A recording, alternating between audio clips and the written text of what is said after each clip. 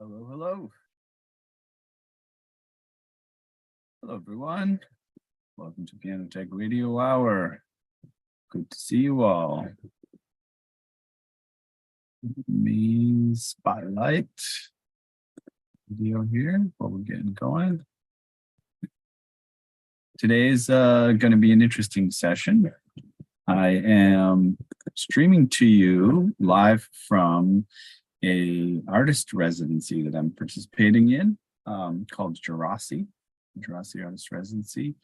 A little bit more on that as we let the episode unfold. I'm in a little booth here, a little sort of phone booth for lack of a better term, at the residency, but there's many more square miles of fun here than this little phone booth. I'll see if I can get my camera out the window real quick. Show you a little bit of my context. Get the cable figured out here.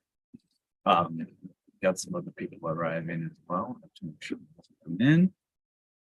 So let's see if we can take a look at the context here. So outside this little booth is it's actually a converted barn, and I don't know if we can see out the window here. I have some other pictures lined up. So you just see light pouring in through all those windows, but outside of there's a beautiful mountain range, and there's lots of nature around here. It's 600 acres of property in the Santa Cruz Mountains. Larry, I'm not far from very close. Maybe you should drop by. Actually, we gotta see if you want to come over for a visit. But yeah, we're in the Santa Cruz Mountains, Woodside, California, near Redwood City. As well as Palo Alto, San Francisco are all within a couple hours of here. So it's a beautiful area. And what I chose to do is a little bit of an interview with one of the fellow residents today.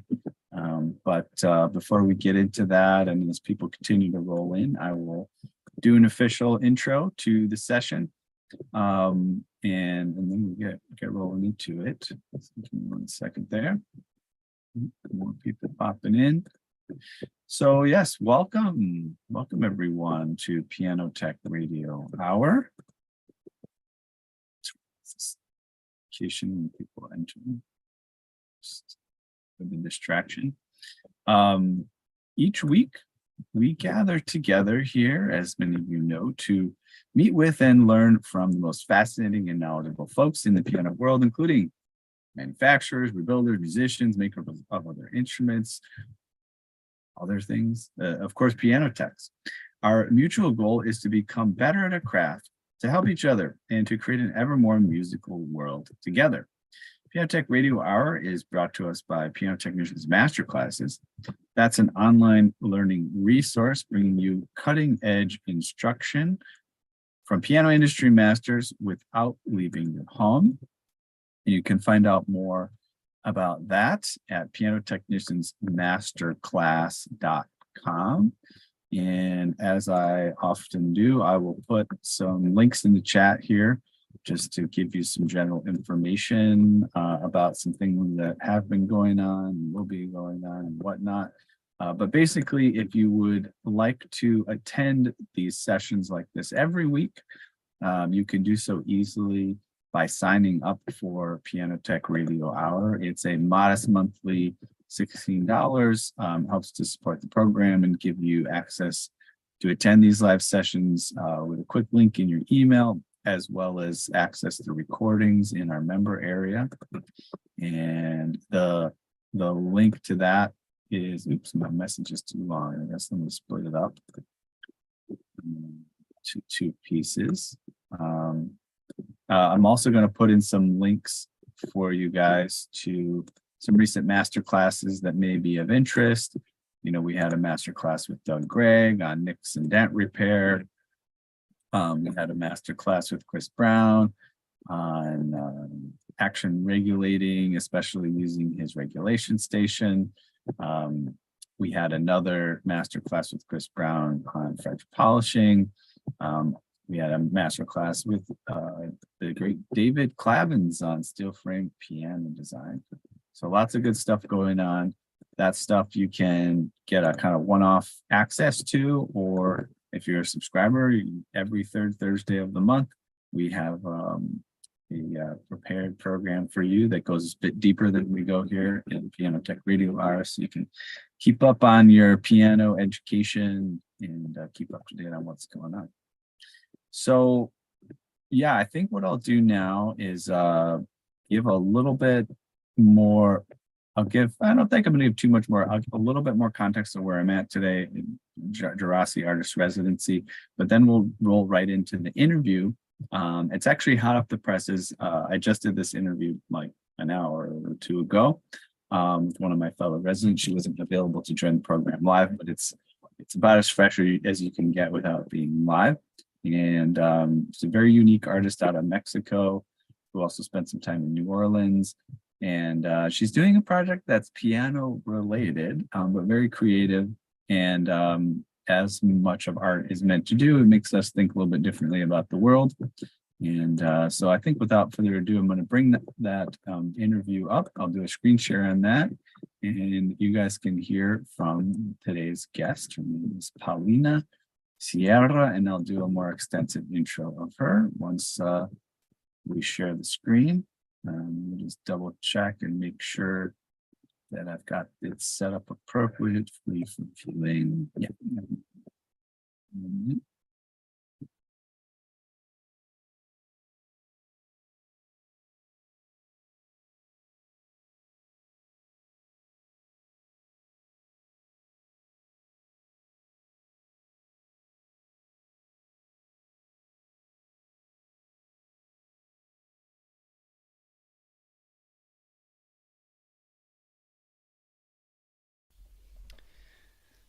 Okay, hello everyone. Today I'm going to bring you something very unique, but piano related. And you know me, sometimes I like to go off the rails a little bit, and it's not all about tuning techniques and regulation and refinishing and things like that. But today will be very interesting because we're going to talk a little bit about music. And we're going to talk about art and creativity, which I think is close to all of our hearts. And I'm going to share with you a little bit of something that is personal about me. I'm attending an artist/scientist residency right now. It's called Gerasi. It's a month-long residency for people who integrate the arts and sciences. And it's been around since, I don't know, the 80s, I think, and founded by a guy named Carl Gerasi, who was a scientist actually that basically invented birth control. And he also happened to be a creator, like to write plays and books and things like this. So today I am with one of my fellow residents here who's we've become connected because we have a fellow passion for music in some ways and also the environment. Yeah. And this studio actually, I'll move to the side slightly. There is a piano under a sheet over there, or actually a formal piano cover. And about 8 years ago, I was in this very studio in this same residency as kind of like the musical person, right? And kind of playing on not that piano. They had a different one here. But let me make an introduction to my friend sitting next to me. Her name is Paulina Sierra. And she was born in Mexico and obtained a bachelor's degree in graphic design at Universidad Iberoamericana in Mexico City. Usually involved with the interactive media art music scene, she started to experiment with software at different multimedia companies in Mexico City. And tired of the bidimensionality the screen provided, she decided to experiment with objects, space, and the multiplicity of media, where she graduated with honors from the MFA in Digital and Media Department at the Rhode Island School of Design, a very prestigious art institution. As a former resident of New Orleans, Louisiana, here in the United States, for a number of years under an O1 visa, You can find her in Mexico City, teaching in several areas of design in different colleges, freelancing and developing her artistic projects nationally and abroad. And her website is paulinasierra.com. That's 2 R's in Sierra. And her work is ignited by impossibility and the social interaction generated around them.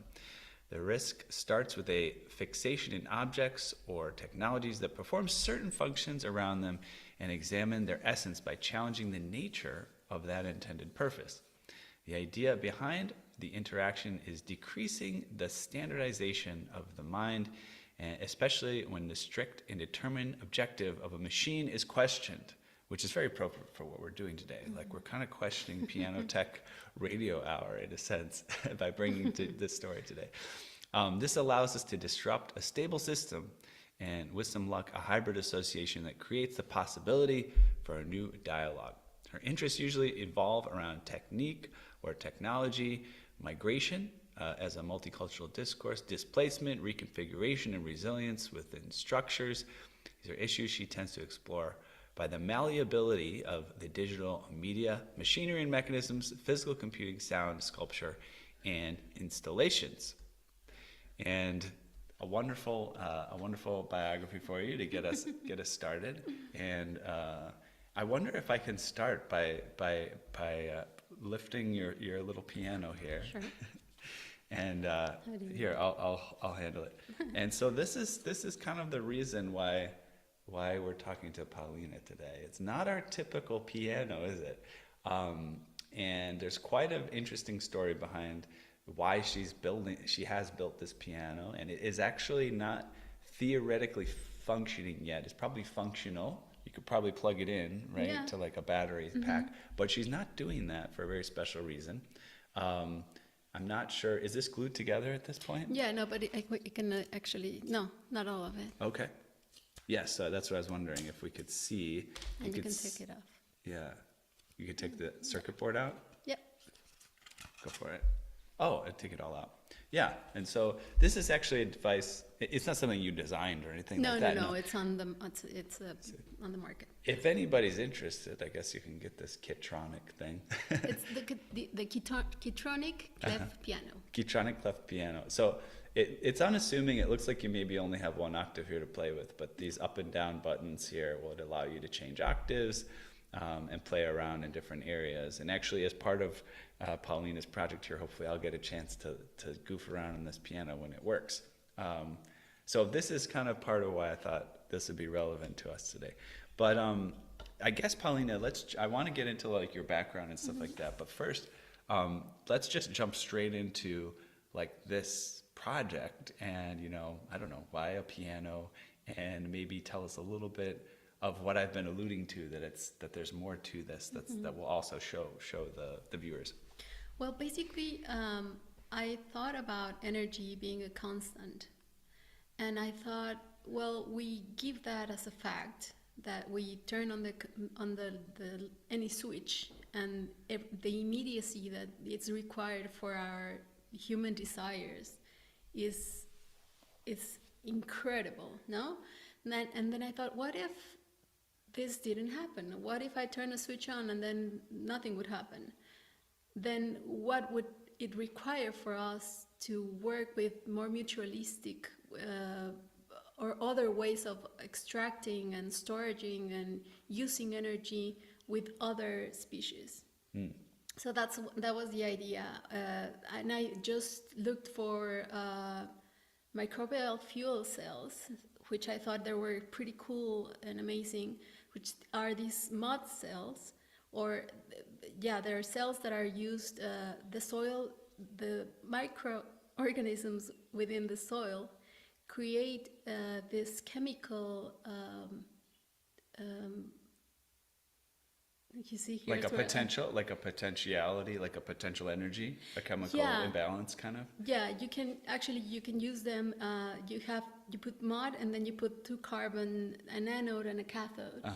And then the way that they munch up on the soil and whatever substances or nutrients that are in the soil, they breathe, and as they breathe, they create this incredible connections that create energy. Right, like an electrical potential, basically. They're exactly, batteries. Exactly. All right, They now- create a battery, yeah. Right. So to recap here, and I think we're going to show this now, which is also kind of an interesting part of all this. She's built a battery, but this is battery like none you've probably ever seen before.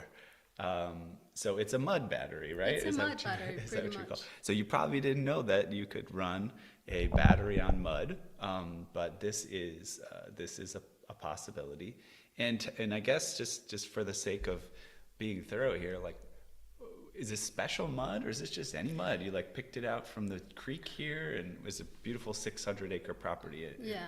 Well, yes, this place is perfect for doing this kind of experiment because it's rich soil. It has to be, it doesn't necessarily have to be by the creek, but I think it's the most that has more sediments, I Okay. guess. That was my guess. Okay. And it does require it for you to become a little bit like a mud savant. Okay. Because like it's either not too watery, but then it's not too dry, and it's just like playing it by the ear a Okay. little bit. It's like tuning Okay. a little bit the mud in order for it to work. Have you made these batteries before? Yeah, I've You tried have? them in Okay. Mexico. Yeah, Got it. So you have a sense of the tuning of the mud. a little bit, but it will require more time for sure.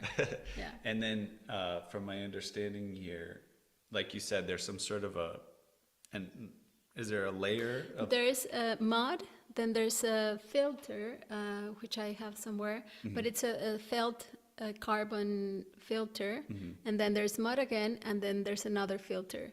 And these have wires that come up, and then they go into a small circuit. Yeah. And they are connected to a capacitor and to an LED.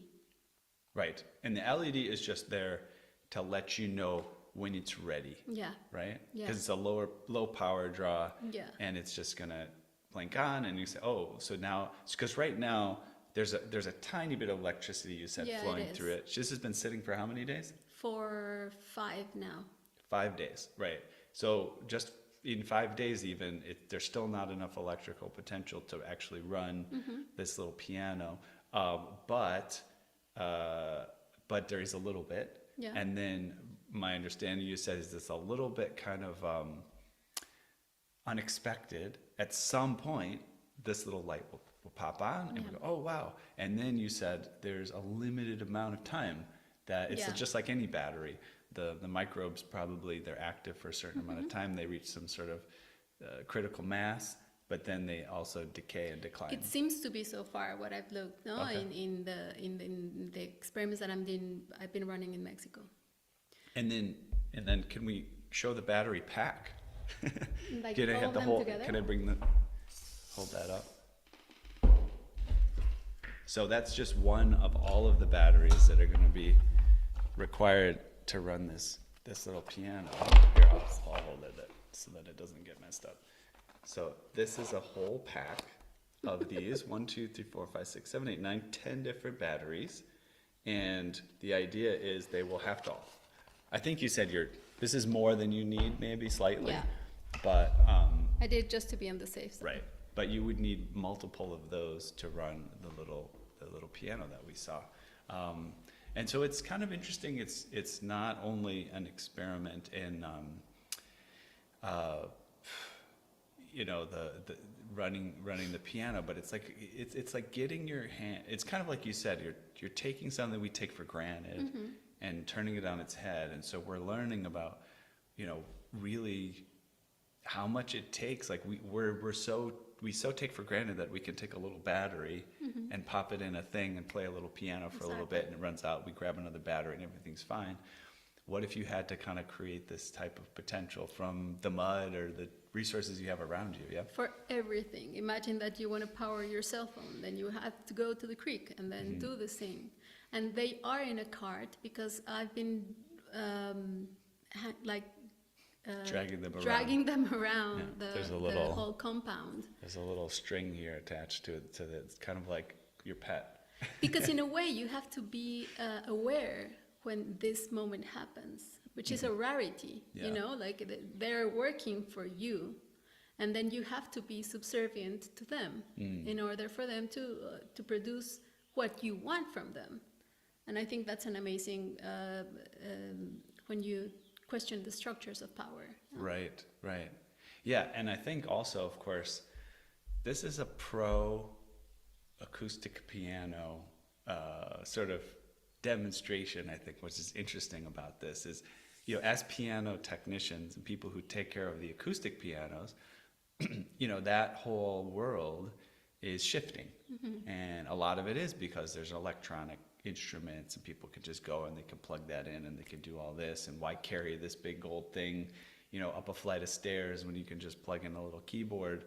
But I think that is one of the wonderful advantages that we have with pianos in the piano industry. I mean, aside from maybe a little electronic assistance from our iPhones with an app to tune the piano, we don't even need that, right? Many of us can tune by ear, and you can be off grid. You know, you can have a piano and you can have, you know, solar panels on your house and trying to optimize how much that you're using electricity. And lo and behold, you're going to save a little bit on plugging in that keyboard or the computer that needs to be attached to it to provide the sound. So it's just acoustic piano. Play it. There's no electricity involved. Yeah, for sure. So tell me, so this is, you know, fascinating, and it's been fun to kind of watch you. You've got a lot of circuits and glue guns and kind of getting your hands dirty here. And of course, there's the this maybe just also tell us how the piano shell was created. It looks like some sort of laser cutting mechanism, and this is just like a cardboard box, basically. Yeah. Very cool. Well, basically, the creators of the Keytronic piano, they also have a place where you can download all this information, and then you can go to any place and then laser cut them. Very cool. Yeah. Yeah, that's fun. It's Yeah, open maybe. source. Yeah, maybe some of us want a little one of these Keytronic. Oh, for sure. You can grab one. For sure. Okay, so tell us a little bit about your background then. You're born in Mexico, is that correct? I was born in Mexico City. Okay. And I talked to you a little bit before, but I'd love to share, like, and it's probably kind of similar to some of us as piano technicians. We might have started out wanting to be musicians and going to music school or not, and then I have to make a career. I've got to, piano technology. Oh, there's a way that I can do something that I love and maybe still make a buck. Mm-hmm. You know, what's been your process of coming to this career? You're basically a full-time artist and, you know, art professor and things like that. How did you get to this point? Did it start off directly at, you know, graduation from high school, or what was the process? Well, I wanted to be a painter originally. I was interested in doing visual arts for a while, but my dad said, no, you need to have a degree where you can fall upon if something goes bad. And the ones that you have the degree, you can do whatever you want. So I started that, and I went to graphic design for a while. Then I got into professionally doing graphic design.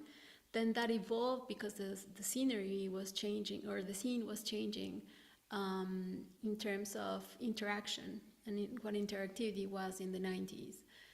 So we got to open like the first, like I worked in Ogilvy Interactive, I worked in Noise Lab. Ogilvy, that's like a big advertising company. Yeah. But it was like I was working for American Express doing, Sure. But it was the first time it was in Mexico as well. So I guess that part, and then I did visuals for electronic music events, and then afterwards I got tired a little bit, and then I went to RISD to do the masters in digital media and art, and I guess that was exactly the point where I understood. Like my brother even said so at the graduation. It's like, oh, everyone is here is like you. It's like he finally understood. He finally understood that I belong somewhere. Yeah. By the way, it probably that got on the recording. There's turkeys here that hang out outside this. Yeah, there he is. He's just hanging out right out there outside. Yeah, it's very, as I alluded to earlier, we're kind of in this sort of wild mountain area where they have this residency set up.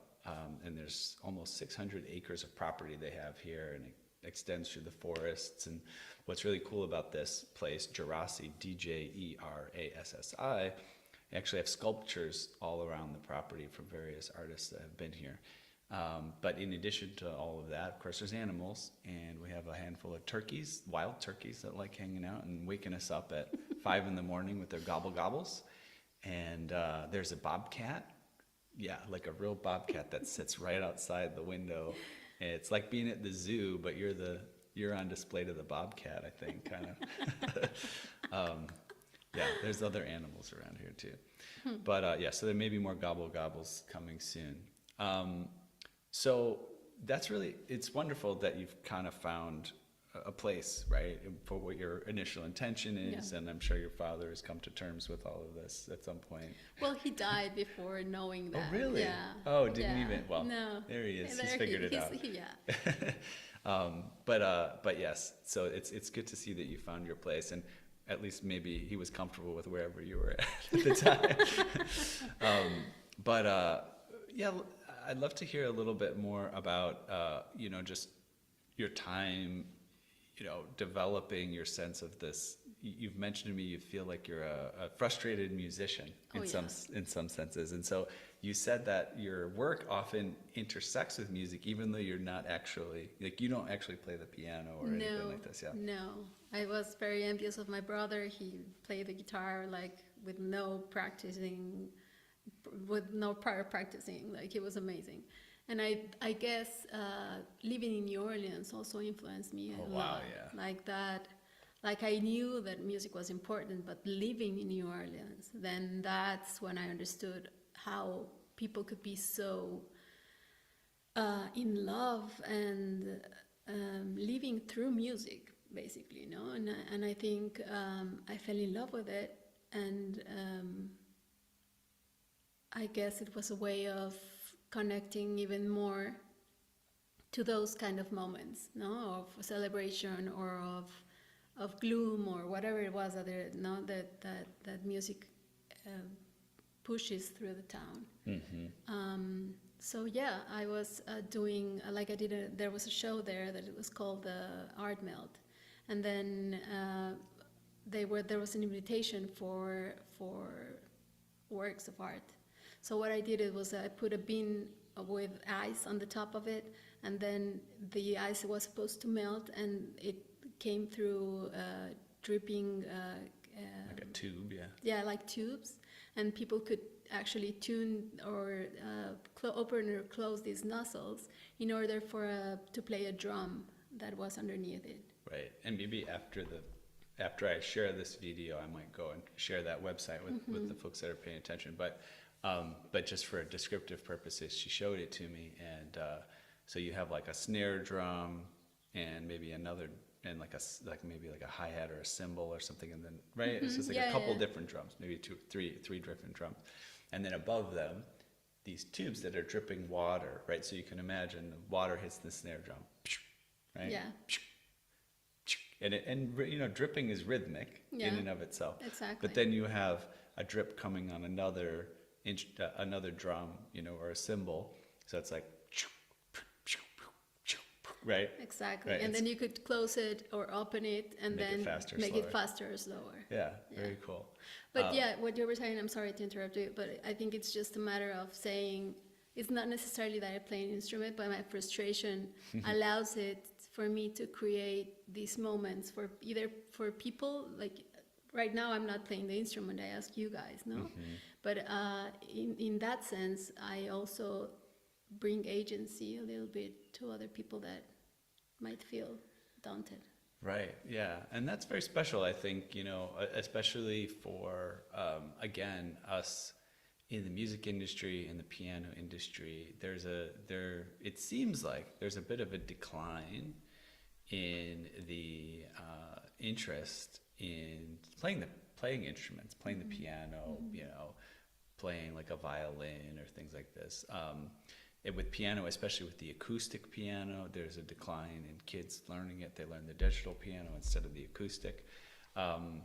But and we have all of these other things that we do these days to entertain ourselves, Netflix and YouTube and the computer and all that stuff. Yeah. And they're definitely, I feel, and I think there's also some scientific evidence to back it up, that learning of instruments, or even just playing piano instead of doing something that's more consumerist, it's good for you. It's good for your brain. It's good for that.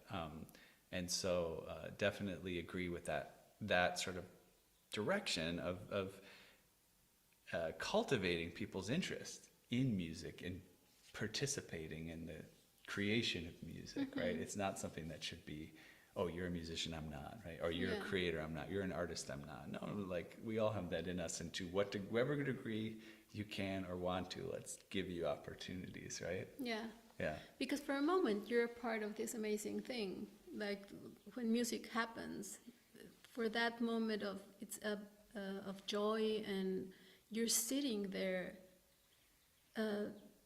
I'm gonna say the wrong word, but it's like ingesting like all this beauty, and you're not doing anything but just in awe of that moment by itself. So it's a miracle in a way. Yeah. The fact that we just inhale it and like take it with us and had a great evening for a moment, it just makes us belong.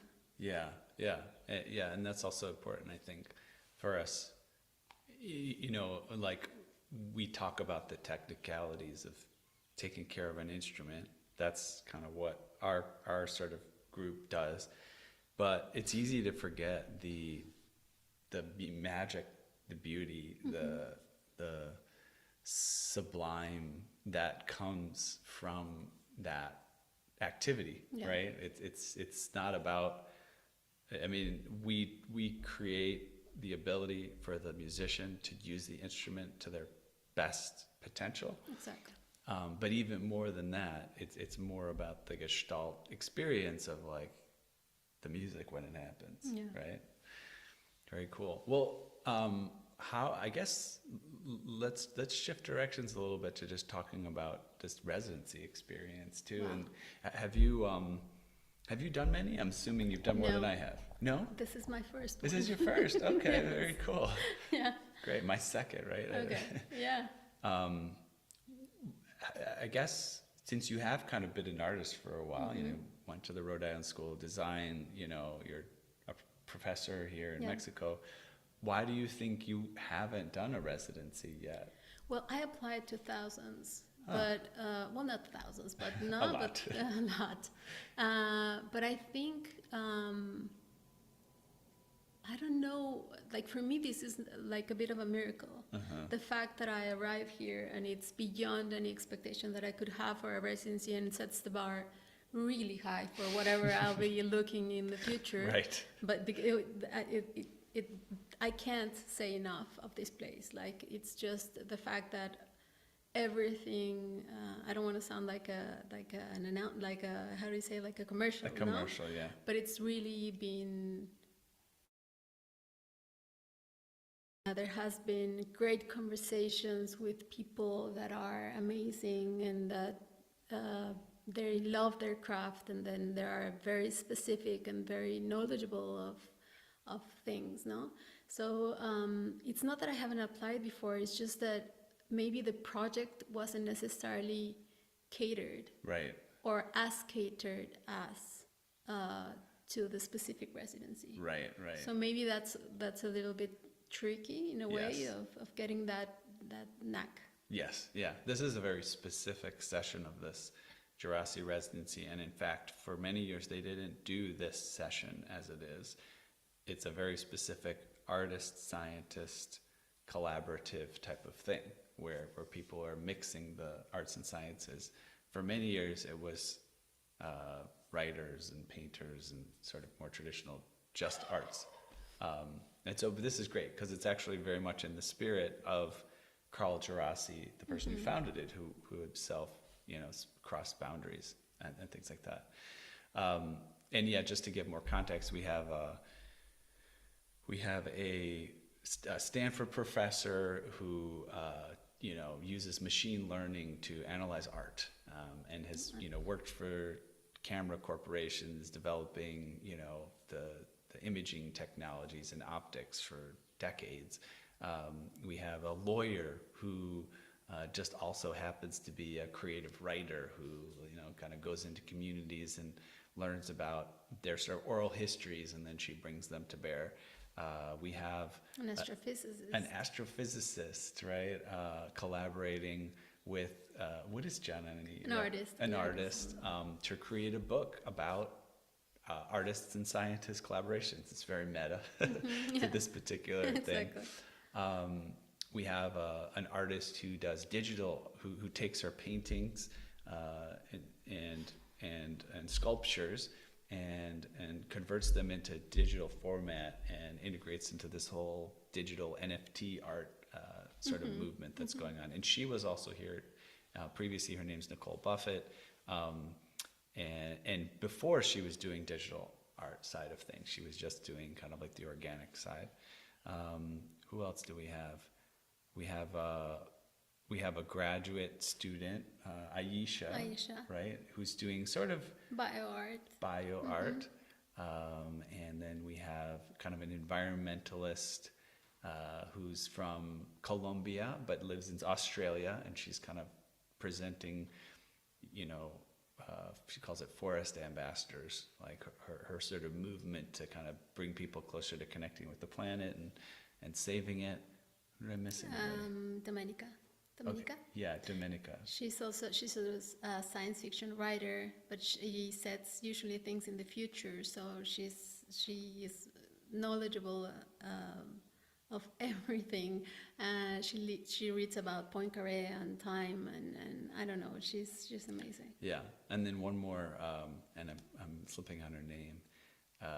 It's not, so Natalie was the astrophysicist, and then she's right across the way here. She's doing digital art.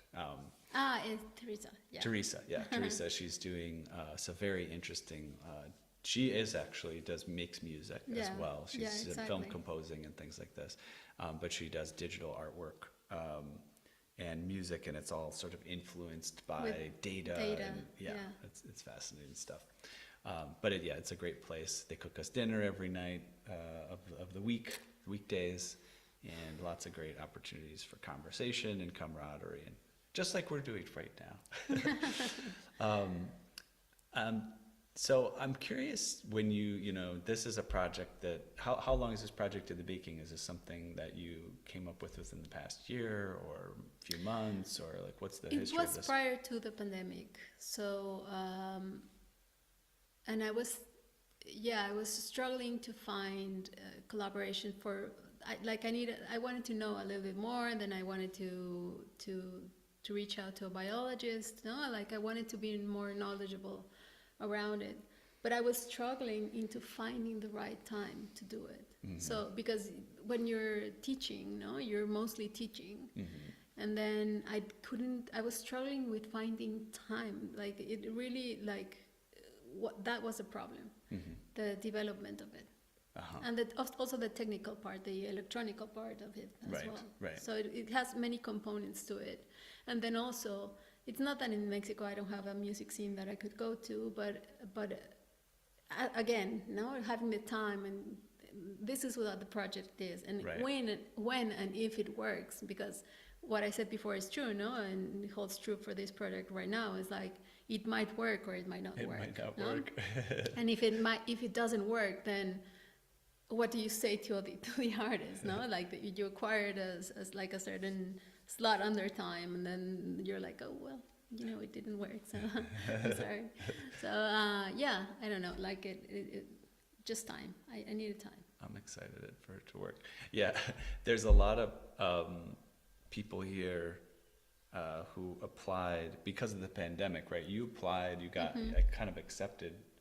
A couple of years ago, right? A couple years ago, right? All of and us, then you had to delay this whole thing due to the pandemic, and so this is the first time people are actually coming back. So a lot of people had a project when they applied, and now they're completely different now because mm-hmm. it's a couple of years later. What about what's next for you? Do you know what's when you leave Drosy? Is it just, back to teaching and then maybe some other projects come to mind? Do you have things percolating or? I have a practical PhD in my mind. Like I know that I want to do practical work, and that is also like to bring me to the scene again. I have another acoustic piece that I would love to do with. Do you know what a tope is? Tope? It's like a bump. Oh, it's a bump on the road. Oh, okay. Right? Got it. I want to use them, the bumps. Like the purposeful bump. Yeah, like, yeah, like don't purposeful drive too bump. fast Yeah, over yeah, this. yeah. Okay. I want to make these bumps to create a rhythmic path. Okay. So, but I need, as again, no, like that is hard to do. Where would I find this place, and where, like, and then it would be like going faster or slower, and Yeah. having like a beat on a circuit. Yeah. No? So yeah, I never talk about like what I'm gonna do next, but Yeah. I think that's a project that I would love to create. Yeah, I wonder. I mean, here's an interesting place to do it, actually, because they have a big long driveway coming in, and various people true. have put art on the driveway. Like they have there's a big thing across the road at a bend in the road. It's a very long driveway, and it says time to reflect on it when your headlights hit it in the nighttime. Oh, I didn't know that. Yeah.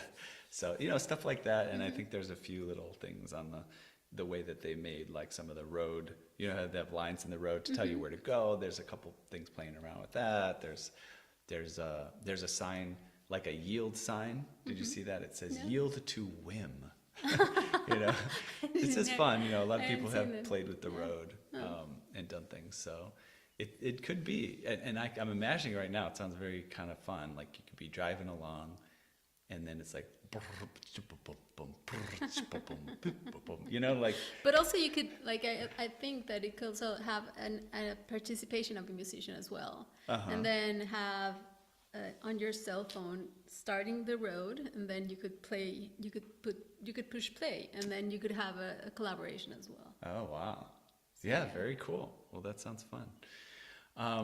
Well, I think that covers a lot of like what I wanted to capture with you. I mean, it might be interesting to just Look around take the camera off, I guess, and I don't know if, let me see if this will even work that well. We'll see how well. And so this is kind of an awkward thing to try to do, but so this is like her desk and the battery pack that gets built, and then you can see all the kind of electronics and stuff that she's pulling together to kind of make a mess.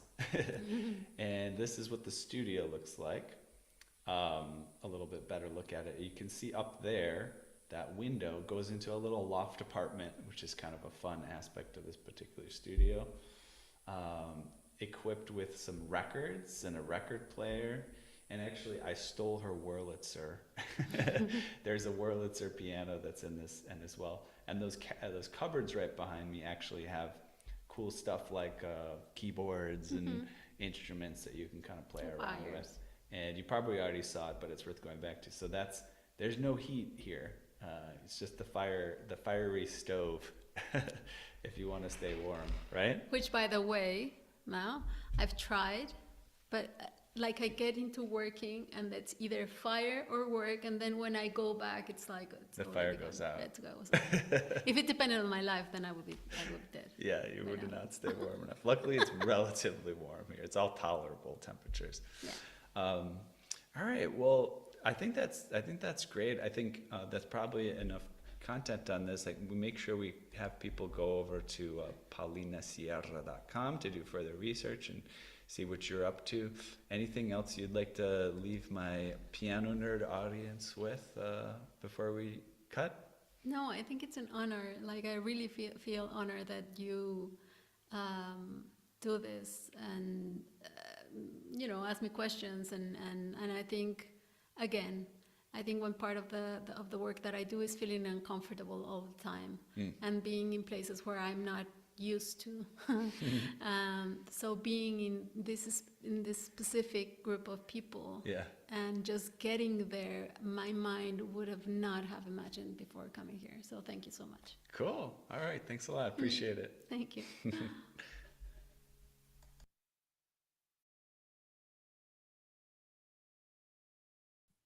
All right, and we're back. So I thought what might be interesting for the remainder here, we do have a tiny bit more time. I suppose if anybody had any questions or comments, of course, you can pop them in the chat for B. Paulina, of course, is wandering around here, but I probably can't find her. She was a bit shy to kind of do a live session. But you know, what I think could be interesting is that I have some photos on my phone, which I might switch over and share screen on my phone, just to give you guys a little bit more context of the residency, because we were talking about what it looks like here, you know, the lay of the land, some of the things that are going on. And so I think I'll do that at least for a few minutes, just give you a little more context on what we were talking about. And then we'll walk out the session. And if anybody had any questions or anything, go ahead and put them in the chat, and I'll respond to those as those questions roll in. Let me get a screen share up here real quick, see if it works. I'm actually quite pleased with the session today because the internet is not always great here. Let's see here. See what happens if I do a screen share. Share. Screen broadcast, start broadcast. Here. Yeah, that's looking pretty good. And then try to change the screen angle in a moment. And I'm going to switch my microphone to kind of go specifically from these particular photos. So give me a minute. And if I could minimize this.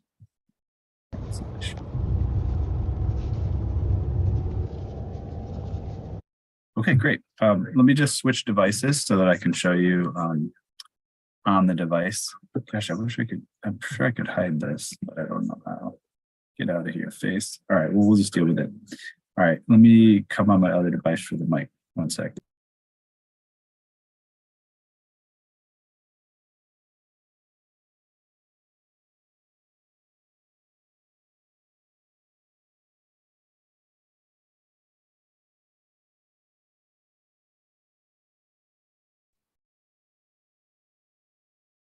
Okay, perfect.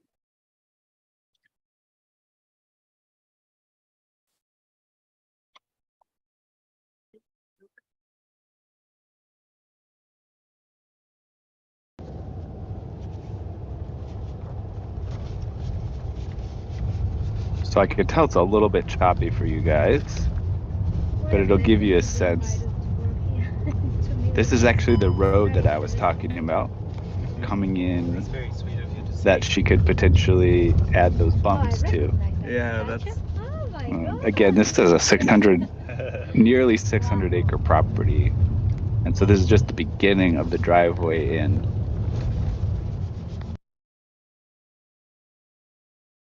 You're having now, which is to see. Continuing along the Really driveway. clean. Oh, to the ocean. Yeah. Oh, And that's the Pacific Ocean. Yeah. That's the. They're always kind of. And again, this is the Santa Cruz Mountains of California. And this looks like a road, but again, this is just a driveway Yeah, we want to get into the property that we're on here. apex summit. Let's see what's next. You're having now. This is arriving. And that's actually the little studio I get to live in right now. Give you a sense, it's a pretty cool little piece of architecture. There's one of my neighbors, Nicole Buffett. And there's my studio. Get a chance to look at what that's like. Little desk, nice view. Basic kind of hotel room amenities. Little bed, little hot pot, a little hot water. And then these are actually some photos I took. This is when we first, a couple days after we got here, when Paulina was still setting her setup. So she's just getting those parts taken out, pulling things together. You can see all the little pieces that come with that kit.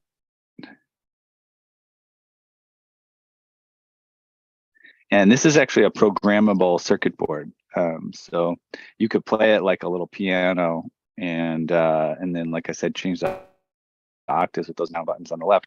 But I'm gonna try hooking it up to my computer, and I think you could program music to play automatically through it as well. So that'll be kind of fun to play with. Kind of a look at that laser cut cardboard, get a close up of that stuff. Here's a quick little video. And this is before she added the mud to the system and put everything together. My English is failing me today, but like the first part of the Miro. Those wheels are for the little cart that she made to hold the bio batteries. The lower part. So I'm just gonna. So anyways, this is just to know, like, poor man's piano building. More or less. I don't know. Linus is like working. So this is the piano that Linus, Lucy, and Charlie are gonna play. Exactly. And you're Those are all the mounting that apparatus. raw materials she's working with.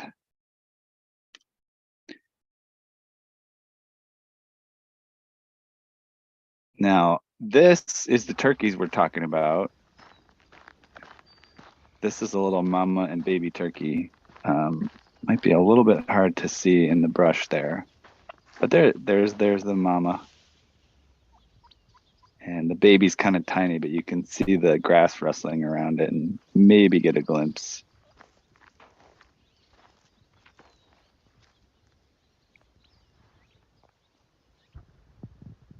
Here it comes. There's the little baby turkey following along. And they're harmless. They don't wake you up in the morning because they don't make that awful gobble gobble noise. There's a bobcat sighting. This is right outside one of the little houses like the one that I'm in. Yeah, not far from us. They're probably more afraid of us than we are of them, but they get pretty close. It's a little shot of the trees nearby. It gets very foggy here, actually. It's been foggy for many, many days. We actually start getting our first sunny days around here. So there's the building where I'm living in the fog. It's kind of the mountainside in the fog. Oh, actually, this barn here on the left. So this is a converted cattle barn on the left there. But it's very large, and there's space for several artists to live and work, have studio space in here. And this is the building that that Paulina and I were in during that interview. In fact, right there on the left, I think that's basically where her room is. Beautiful trees in the fog. And these are just some other kind of looks at the property and what they have here. Really incredible stuff. And this is a little idea of an art installation that's here. So this is just this kind of a fun pretend sign pointing you in different directions. But also there is an actual other art installation nearby. This small sign here says the Estaciones de Luz. The Stations of Light is actually a relatively well-known and bigger installation that they have here. And this is a look at it.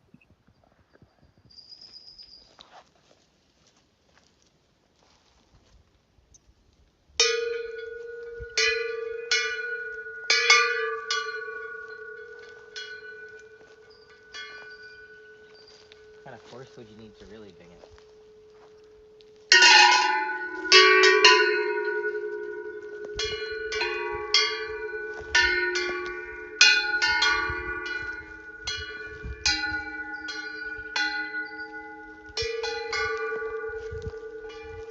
So this building, this structure was built by an artist, and you can actually go inside of it. This is what it looks like when you kind of go underground inside of it, and you get to this center area, which is kind of closed off. You can't tell from the outside what it's going to be like inside. And yeah, they built this whole structure in this sort of underground tunnel system to get into this magical center area, so you can get a sense of what that's like going through these tunnels. And it takes about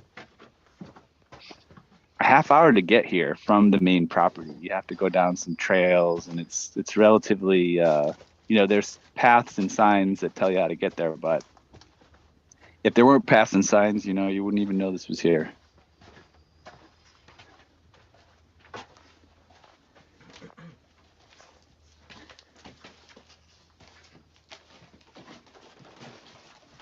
I have no idea how long this took to build, but I'm imagining it was on the order of months.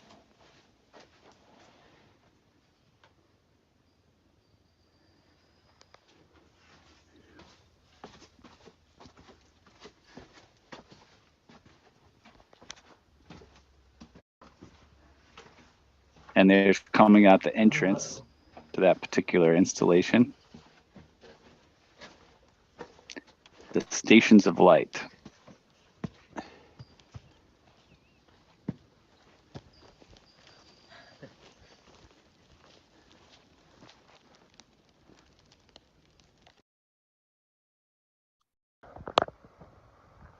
More turkey time. I'll skip this one because you already saw some turkey in the grass. These are the windows I was trying to show you out of earlier. And there's a turkey hanging out outside.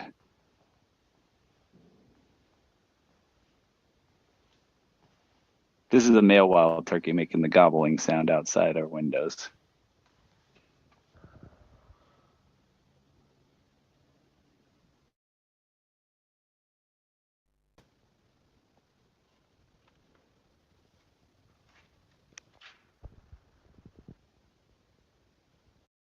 Just give you a sense of the property here. I see what you're saying.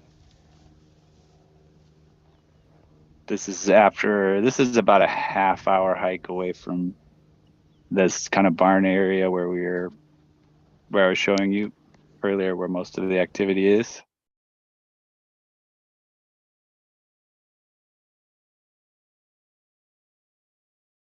Oh, hey, I got rid of that. That's good.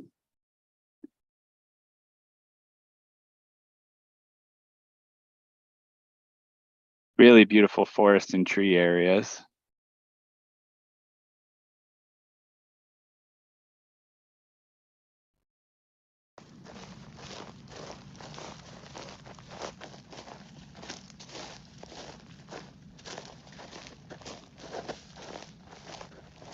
Yeah, but Whitney's in the Eastern Sierras, which I think are the most beautiful mountains I've ever seen.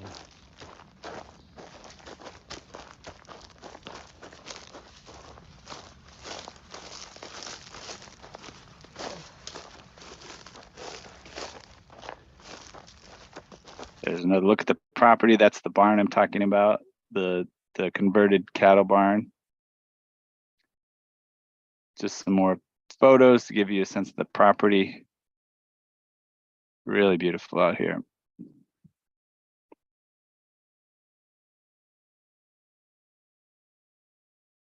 A little panoramic.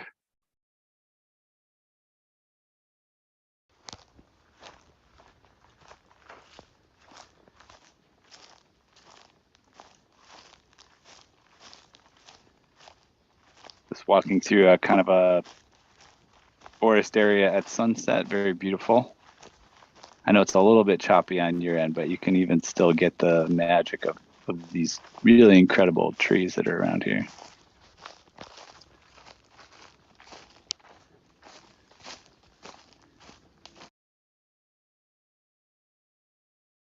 Another panoramic photo, little sunset, beautiful sunsets.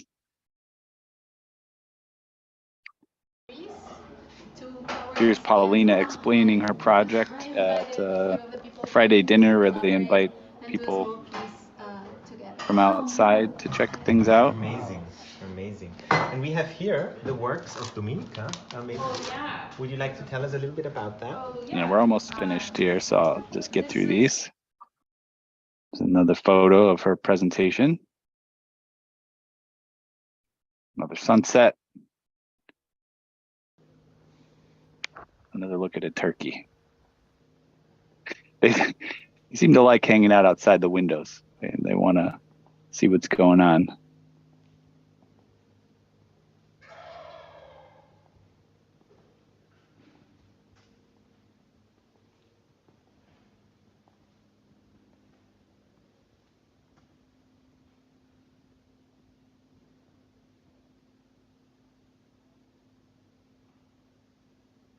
All right, so I'll stop the screen share. Hope you guys appreciate a little taste of what's going on over here, and try to keep you updated on the experience and everything that's happening. I'll stop the screen share and we'll wrap things up.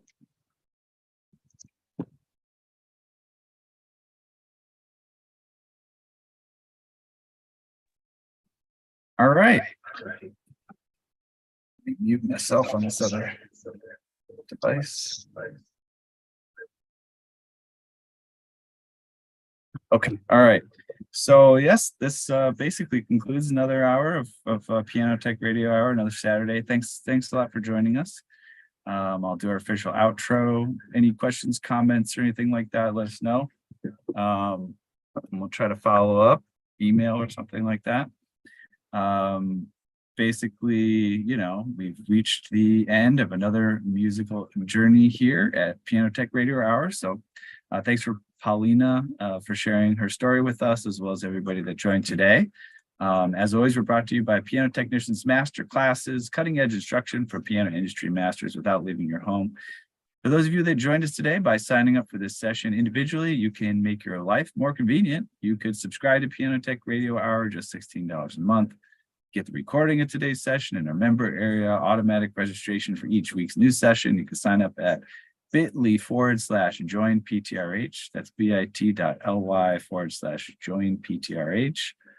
And I put some links in the chat, of course, previously, which I think most of you still have there, how to get access to some recent master classes that we've done. Subscribe to both the radio hour, but you could also subscribe to our master classes. $79 a month options, pretty good one. You'll be able to attend every third Thursday of the month. We have a new master class with engaging and educational and profitable topics that you'll be happy to learn more about. All right, folks, we'll let you go for today. Thanks again for joining. Bye-bye.